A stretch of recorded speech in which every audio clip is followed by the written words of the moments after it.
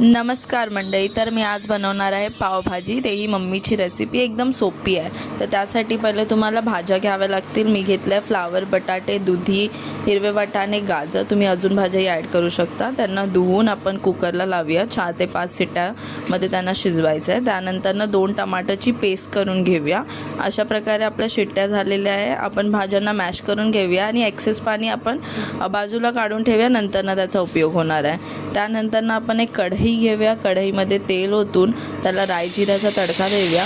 जर तुमच्याकडे अद्रक लसूणची पेस्ट असेल तर तुम्ही ती पेस्टही टाकू शकता किंवा अद्रक लसूण बारीक कापून टाकू शकता.